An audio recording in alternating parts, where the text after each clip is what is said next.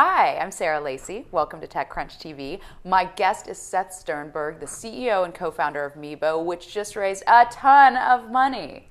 You guys announced 20 million, I think, but it's going to be 25 eventually? Announced 25 million. Yeah, okay. And that's approximate. The round hasn't closed yet, so it'll be somewhere around 25. So Khosla Ventures led it. Leading it, yep. All the other investors, did they come in as well? Investors coming in for their pro rata. Gideon Yu at Khosla was the lead, and Vinod was really involved and really supportive, which was awesome.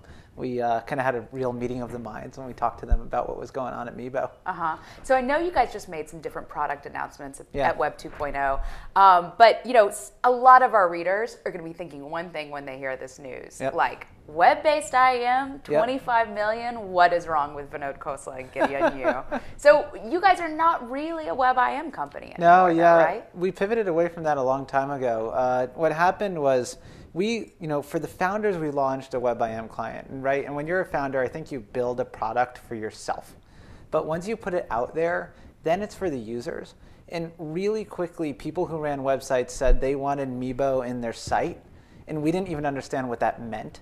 So we called them up. We're like, what do you mean? They're like, well, you connect your users with their friends on all networks. So if you could build that for our website, then that would help our site grow. Like, let what kind a user, of sites? Like e-commerce TMZ, sites? Entertainment Content? Weekly, Ellen DeGeneres' site, Slate, Hollywood Reporter. I mean, it's on a ton of sites now. Content sites, commerce sites, gaming sites, all sorts of sites. So these guys were saying they wanted a way for their users to be able to connect with their each friends. other. Yeah. Who all were just on that site. Not even just on that site, but connect with their friends. At the time when they were asking it for it on AOL and on Yahoo and on Microsoft, and now it's on Twitter and on Facebook. So it's truly create a social layer or a social fabric in that site so that the user can talk to their friends on Facebook or Twitter or AOL, whatnot, bring their friends into the experience and help that site grow. Right. So is it about bringing in your existing friendships that you might have in other things into the Ellen site, into TMZ, or is it about meeting new people who are in the TMZ community and then making friendships that way that they can get exported? Yeah, great question. So what the Meebo bar on like TMZ today, right? It lets you connect with your friends that you already have on Facebook, on AOL, on Twitter, right? And it makes it really easy to talk to those friends about what you're seeing on TMZ, share stuff. You can drag photos to your friends. You can post to the Facebook feed, the Twitter feed. So it makes it really, really easy to connect with friends when you're on these sites. But what we started to see, right, is that the publishers that we were on, they saw Meebo as like, hey, you're kind of the social fabric here. Figure out social interactions that are meaningful. Right? And social interactions drive traffic and they drive engagement. So they drive business metrics for these sites. And what we began to see when we were talking to users is they were really curious what websites their friends were going to.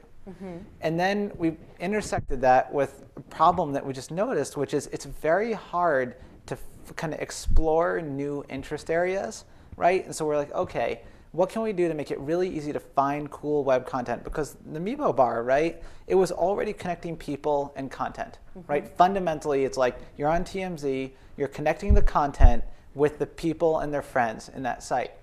And so we started thinking about, okay, how could we create an even better way or an easier way to connect people with other people and let them find cool content? And that's why we announced web check-ins. It's really about letting people navigate the web by people. So that's less about your friends. Right, and that is more about finding other like-minded people. Right, because if you're on TMZ, the other people on TMZ, they're probably all interested in the celebrities. And the interesting thing is, I just got into bicycling, right? And not many of my friends, in fact, only one was into bicycling. Jesus moved to San Francisco. I know. There are more bikes on the road than everyone cars. here, right? I know. When I was parallel parking tonight to come here, I almost hit a couple, but I didn't. We'd be doing a very different story if you had. Yes, that's true. I'd be feeling very bad right now. But yeah, so it's like, got into bicycling, didn't know where to find cool content. Now, if I just go to like one site, if I find one site that's about bicycling, bicycling.com, right? Go there. If I could see the people who were checking in there, and I could click on their pictures and see a profile page of other sites they're checking in, chances are they found other bicycling sites already, right? And so then I can click onto that next bicycling site. So we realized that we could literally create a system where people could navigate the web by people. And we got really excited about that. So this seems to be the same problem that like everyone from Delicious to Dig to Stumble Upon to Twitter to even, RSS in some ways. I mean, it seems to be the same kind of discovery problem, figuring out what like-minded people also like. I mean, Facebook Connect and the newsfeed do this to a large degree. It's like there's so many people coming at this problem. A, hasn't it been solved? B, if it hasn't been solved, why are you guys going to solve it when all these other players haven't been able to? Yeah, that's a really good question. So something that we think a lot about is we're optimizing for signal and noise. And so when you think about Meebo, we have this social platform that's basically it's a layer on top of the site, which means we can update it from our server so we can innovate. And when we looked at it, we're like, okay, that platform reaches 180 million uniques worldwide a month, reaches 80 million uniques in the United States. So we have the opportunity to put new social functionality in front of a really wide range of people and get them to start using it. And if they use it and they love it, awesome. And if they don't use it and they don't love it, then hey, we'll pull it back and we'll throw another feature out there. And so we knew we could create something that would have meaningful reach kind of once we turned it on, right? And as we started to explore the system, we're like, wow, it is so powerful to just be like, why do you go to a site around the web? You go there because you're interested, right? The fact that you're visiting bicycling.com is a really strong signal you're interested in bicycling. And if you check in there, even stronger signal that you're interested in bicycling. So take out all the complexity and just make it about people. Just show you the pictures of other people who've also been there. Click on their picture and see what other sites that they've gone to. And probably a lot of them are about bicycling. So really, like Meebo from day one, some stuff we've really kept as core to the company. We always, in the early days, like 05, 06, we always looked at what we called the browser ratio, what percentage of our users were on IE and what percentage were on Firefox.